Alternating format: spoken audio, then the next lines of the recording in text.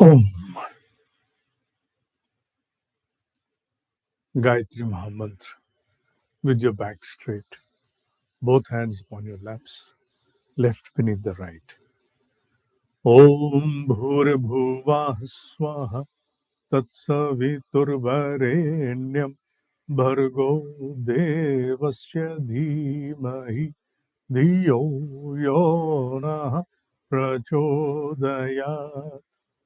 Om Bhurabhuvah Swaha तत्सवितुर्वरेण्यं भर्गो देवस्य धीमहि धियो यो नः प्रचोदयात्. ॐ भूर्भुवः स्वः तत्सवितुर्वरेण्यं भर्गो देवस्य धीमहि धियो यो नः प्रचोदयात्. Invocation of the Divine Master, Adi Guru Muni Ved Vyas. Guru Brahma, Guru Vishnu, Guru Deva Maheshwara, Guru Deva Sakshat Par Brahma, Tasmai Shri Guruve Namah. Akhanda Mandala Karam, Vyaptam Yena Chara Charam, Tatpadam Darshitam Yena, Tasmai Shri Guruve Namah. Om Shri Guruve Namah. Vyasarupena Avahayami, Stapyami, Dhyayami, Pujyami, Tato Namaskaram Karomi. Shrimad Bhagavad Gita, chapter number 9 and verse number 21. Before we directly embark upon the words of the shloka, let us have some understanding about it so that we can easily absorb and assimilate the essence of the words of the shloka. The discrimination which has been very explicitly laid down through this verse is about the transient and the eternity. What is transient and what is for eternity? To be precise, consciousness alone is eternity. Rest all is transient, is something which is not going to stay forever. Now, how do we define transient? Do we have some sort of a list for that? We can go on tick marking, this is transient and this is not. Yes, there is a list and there is a way for that. What is the list and what is the way? Apart from consciousness, anything and everything shall come under the list of transient. Anything and everything? What do you mean by that? Is this not a very vague answer? Yes, it is. It is very vague answer, but that is the fact. You start counting from this mortal plane and do not have to rest upon here. Go on moving. Where? The subtle dimensions. Subtle dimensions? Yes. Go on to the heavens even. I haven't been to heaven ever. Maybe, maybe not. But at least you have heard about the heavens. Yes, of course. And for that matter, you cannot deny that there are no heavens which have not been mentioned in various kinds of faiths and beliefs. Yes, I have heard about it. Okay. At least you accept that there is a concept of heaven. Maybe that you may disbelieve their existence or not, but there is something which is heaven. Something lofty, something beyond this planet, this mortal plane, where there is no scope for any deprivation, any ignorance, any kind of inability. Nothing is there of that kind. There is abundance, abundance of harmony, abundance of blissfulness, everything in abundance. Yes, that is how we have been listening about that. Now, to discriminate between eternity and the transient, even the heavens fall under the category of transient. They are transient. They're not going to stay forever. Whenever there will be the moment of final culmination, pralaya, they are going to be devoured by the Mahakal. It is going to swallow them, devour them. Even heavens won't stay. You mean all celestial beings? Yes, of course, yes. Whatever comes apart from consciousness falls under the list of within the ambit of transient, to be very precise. And this particular principle will enable you discriminate very easily what is transient and what is not, because there is nothing left except consciousness. As simple as it could be. It may take you years and lives together to absorb this fact, but the fact shall not change. This is immutable. You can mutate anything apart from this, but you cannot mutate this concept of eternity and transient. Eternity alone is consciousness and nothing else, nothing apart from that. When we observe people departing from this mortal plane, we certainly term them, especially into the Sanatan parlance, we term them Swargiya, the heavenly abode. The soul has left for the heavenly abode. Now, heavenly abode is obviously considered as to be an exalted plane. Yes, it is considered. And as I mentioned a while ago, the exalted plane is associated directly with abundance. Of course, abundance. And abundance in light, let me go on to probe further. Abundance in the light with specificity, that what all I was not able to cherish or gratify on this mortal plane. Anything and everything. Maybe I may be assured or promised to enjoy all those paucities which I had to confront on this mortal plane. And these are not my simple words. They traveled on from an ordinary being like me to onward still Lahari Mahashaya. Even for Lahari Mahashaya, when he interacted with his master, Mahavatar Babaji, for the first time in that particular life, in the form of Lahari Mahashaya, what transpired between them? The first at the outset was the master conveyed to Lahari Mahashaya, Lahari, I know a pending desire within you. You have a deep yearning to be in a palace made out of gold, in a gold palace. Okay, come on, cherish your desire. And thereafter, he touched his head and he fell into a trance whereby he went into that palace made out of gold and gratified his deep longing yearning. And when he was out of started therefrom. So what does it mean? Our pending cravings, desires, shortcomings, everything, we seem that we assume that they shall be promised to us in the heavenly abode. In our Sanatan parlance, we have different names which have been assigned to the heavenly abode by different on the names of different deities to whomsoever they may correspond. But the basic underlying concept will not change, that they are all in transient in nature. And this also comes out when we study the Kathopanishad, the dialogue between the god of death, Yamacharya, and Nachiketa, someone who is firm, the resolute, indomitable spirit of Nachiketa. He was in a dialogue of negotiation with the god of death, Yamacharya. For the third boon, Yamacharya wanted to allure him. And he did all what he could with the known capacities to promise him, you become the master of the world. I can bless you with the age, with a blank check of age.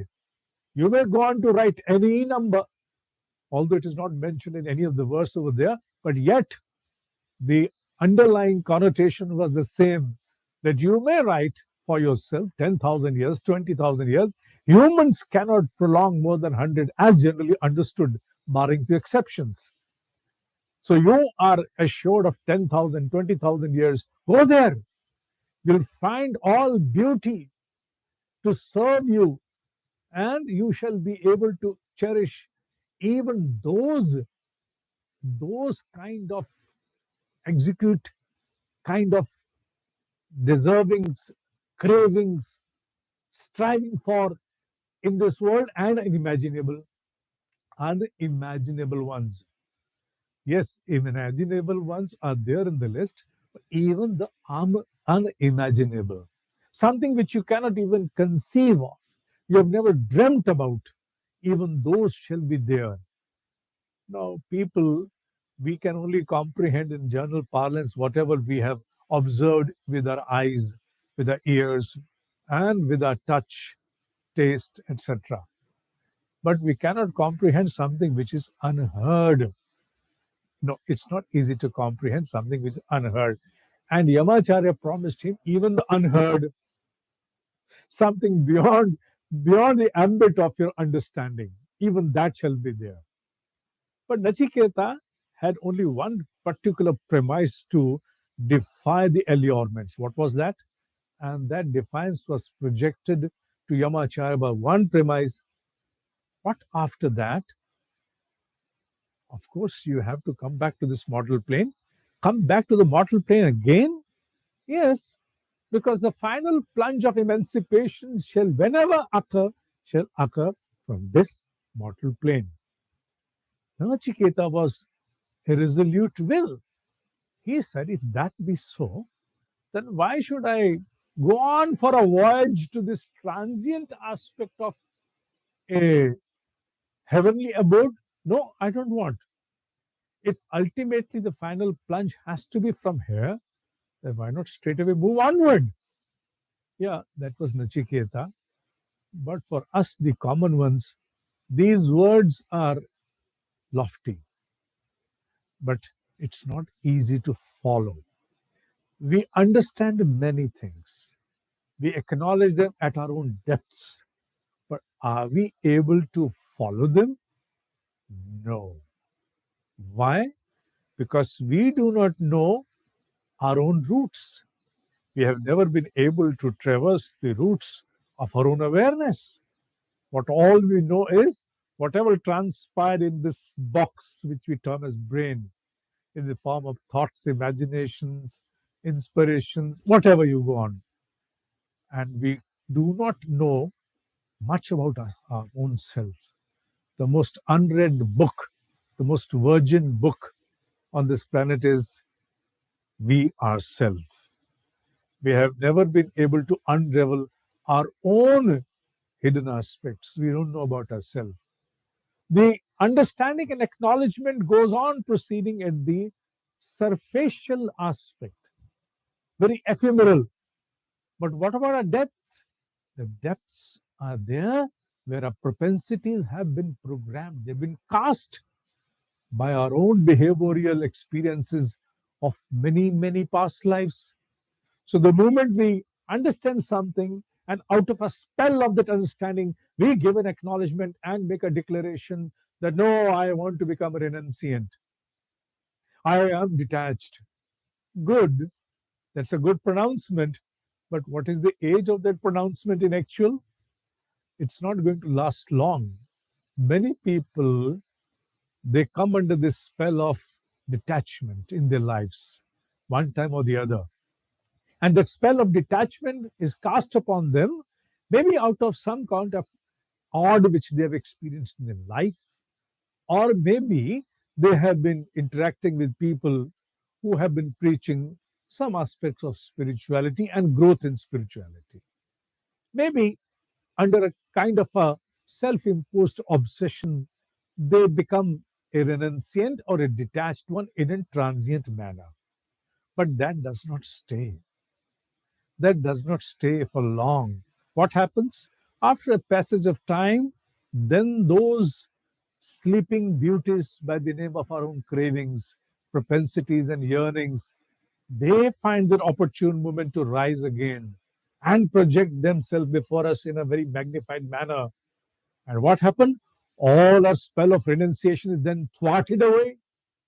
It's blown apart, and we become bare again into the clutches of those cravings, the vicious cycle begins again. What is the point to convey? The point to convey is primarily one, that even those exalted planes like heavens are transient in their own nature. They're not eternity, number one.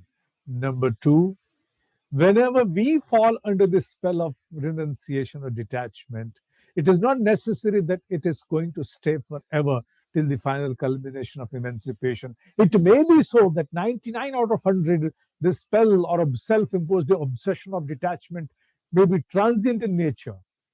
Both the aspects have been conveyed to you during this class so far. So, how do we go about? Adi Guru Shankaracharya has given a wonderful way out for that. How to define renunciation, vairagya, to be more precise, vairagya. How do we define that? He says that if you're able to cite your passions, obsessions, yearnings, cravings, desires, go on giving it many more synonyms, the essence shall remain the one only. Impending desires, whatever. Unless you're able to threadbare see the fault in them, that there lies a deficiency, an inherent deficiency, and you will not be able to cherish, even if you go on gratifying yourself with a particular kind of a desire for millions and billions of times. It may appear to you at a point that I am done with it, enough with this desire, I am done. Good. Are you done with all desires? No. Number two, if you say you're done with this desire, but you cannot make a proclamation forever that you will not go back to this particular desire, maybe after a passage of time, with the same obsession and spell, you again are bound with it. So it is better that you work out your way through the knowledge, Jnana Yoga. How? Every time you gratify a particular desire that rides upon your seat of understanding, sways you through, thwarts all of your abstentions or sanyam, what to do? Soon after that, the moment you come out of that spell, ask yourself, have I accomplished something? And what will be the answer?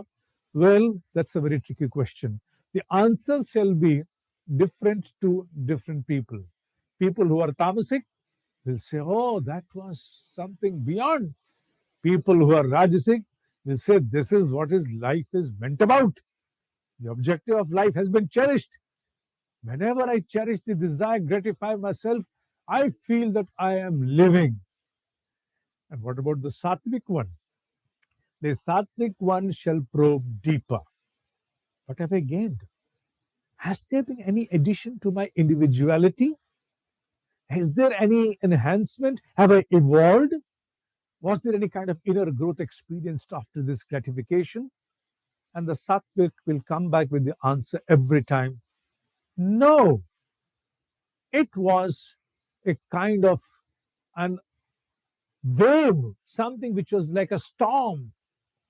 It was no doubt a storm which came, and I was blown about with it. But I have not been able to accomplish anything. Nothing has been added to my individuality. It is all the same. Maybe not right with this moment, maybe, but tomorrow I will again seek the same desire too for the gratification. So final fructification has not arrived. I'm the same. I remain the same. I was under the spell of particular desire to gratify. I have now, I'm done with it, but yet it remains the way it was. And the single term given in Bhagavad Gita in one of the other verse for this kind of a state is Mahashanaha, an insatiable fire. A fire you cannot satiate. Any number of times you try to extinguish it, but it shall never, never, never, never. It's insatiable. So the way out is only and only one. To invoke Vairagya by undergoing an inner probe soon after the gratification of your most beloved desire, What did I accomplish? What happens with that? When you go on asking yourself the same question every time, and you are a sattvic person who has a deep inclination into spirituality, maybe under the spell of a transient aspect of renunciation, but this inner probe is going to go deeper into you. If you go on asking the same question to yourself every time after the gratifying that desire, maybe after 100 times or 200 times, or maybe after 300 times, does not matter. For the final objective to be accomplished, does it matter that how many times did I really probe myself, even if it is 1,000 times? No, it does not matter. So why to fall back into the vicious cycle? And that also is mentioned in the verse. If you go to the heavens and you gratify all your impending desires in abundance, imagined and unimagined, all, and then again you come back to the same mortal plane here, like staying into a palace for about 5 years and then coming back to your own ordinary house. Everything is the same. How do you feel now? Oh, where was I for all these 5 years? And first, the first count, why did I go if I had to come back in the same place and then start reworking again, trying to accumulate the credit points, the punya?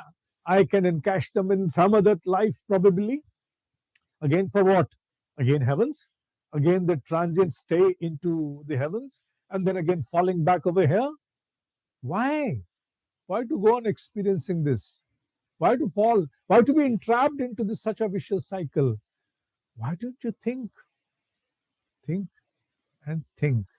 Yes, you will not be able to do much about it at the moment, but wherever the initiation has to be made, it has to be made through this inner probe right after the gratification of any desire which is closest to your heart, which you consider that when the desire comes upon to you, your entire existence is taken over. You are absolutely in its engulf. You're engulfed by it. You are left with no resolve.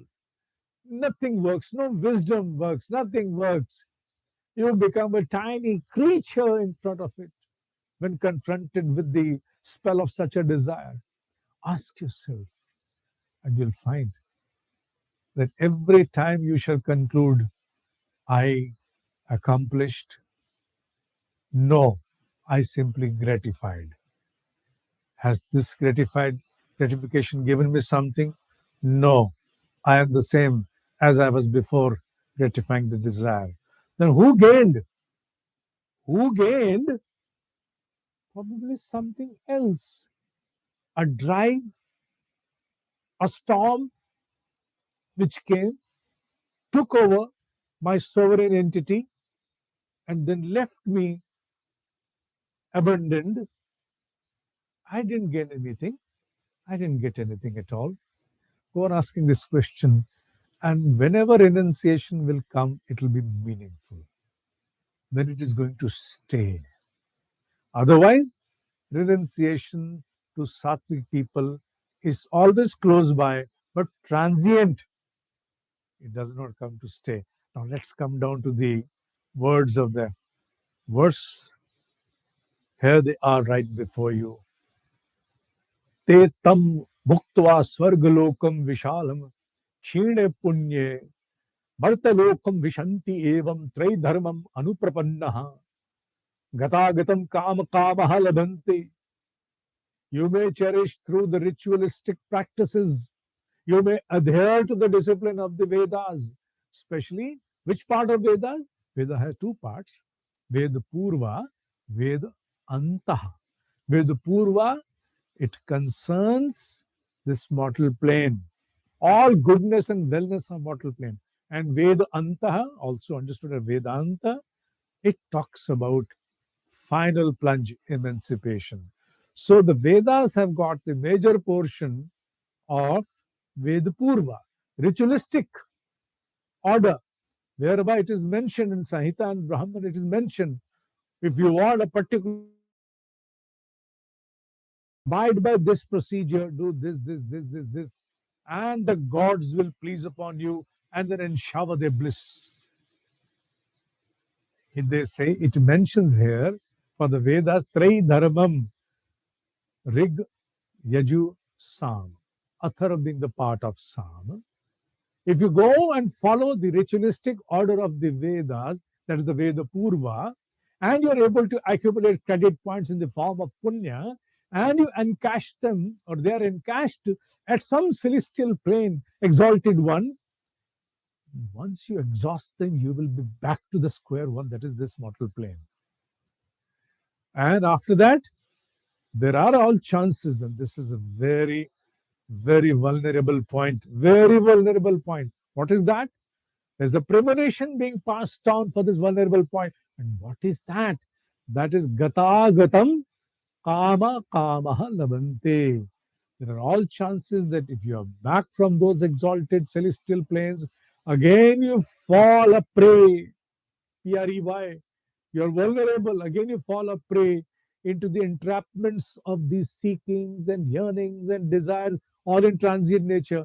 And one life after another, one life after another, in the cycle, in the web of vicious cycle of life and life, birth, death. Punarapi jananam, punarapi maranam. You will be entrapped. So, what then? Think, think, think, Babu. Think. Well, you're right about that. The answers are there. The answer is there. But whatever be the answer that shall be unraveled in the next verse, you already have the understanding. The light has already touched you. And now this verse is going to become a litmus test for you and me in our own individual capacities to adjudicate wisely whether the spell of renunciation and detachment prevailing upon our minds is truly transient in nature, or is it grounded? And we shall certainly conclude with something which is going to pave way for our own inner growth. Enough for the day, for this class. More to come in the next class. We have a class on every second and last Sunday of the month, 7:30 a.m. in Hindi and 9 a.m. in English. Till then, ओम ही सत्य है, ओम ही सत्य है, ओम ही सत्य है.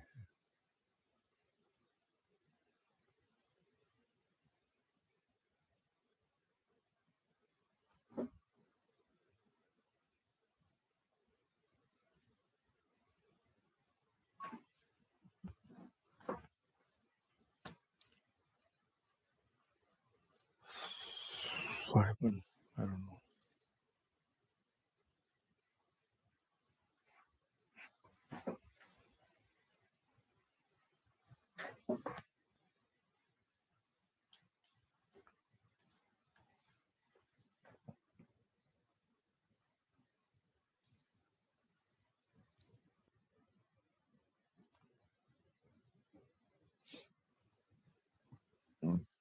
Oh my God, what happened?